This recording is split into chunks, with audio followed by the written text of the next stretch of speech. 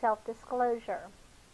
After reading this chapter and researching some more information regarding self-disclosure, I came to the realization that I think it can be a very useful tool for a therapist if used appropriately.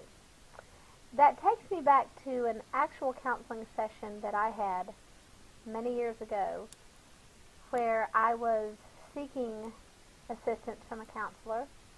And in that session, within 5 minutes of meeting her, the conversation immediately turned, and she started talking about her life and her tragic history with her mother, and that I must be just like her, therefore I should cut off contact with my mother, and that all of my problems stem from my mother.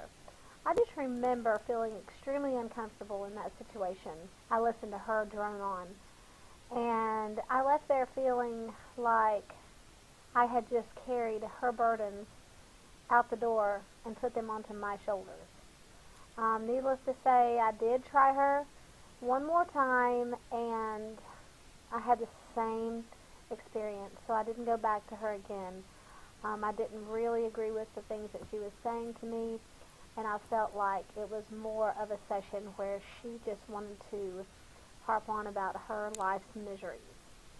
Um, when I was thinking about self-disclosure and reading the chapter and doing some research, I found an article online that talked about the pros and cons of self-disclosure. And obviously, some of these are pretty self-explanatory. Um, some of the pros were they do reduce the power differential.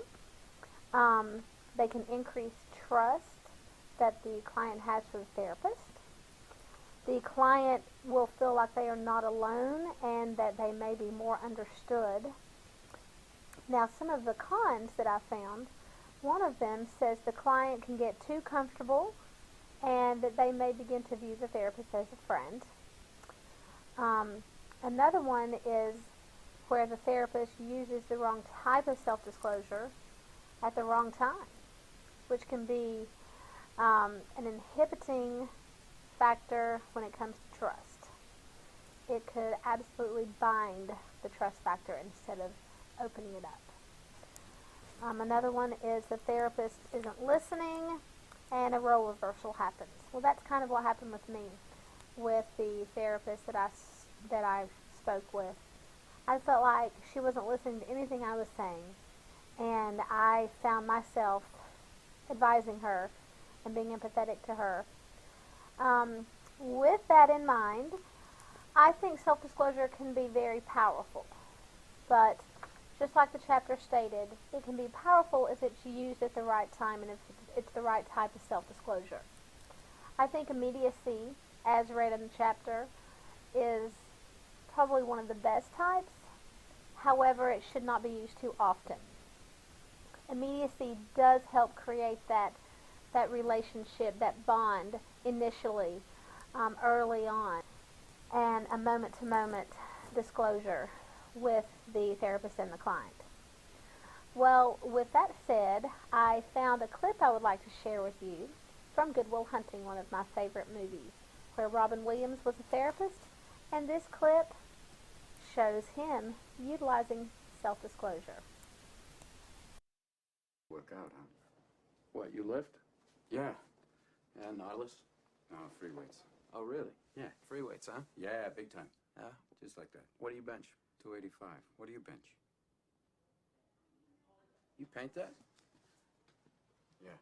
You paint? Mm-mm. Do you sculpt? No. You like art?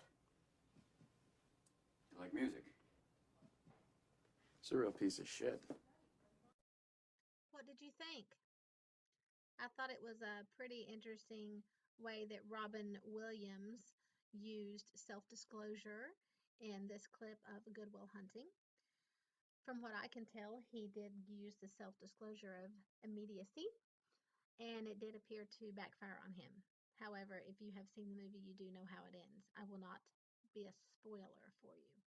I would like to end this with an acronym that I found online that was created by a psychologist by the name of Dr. Richard Schwartz, and that acronym is WAIT.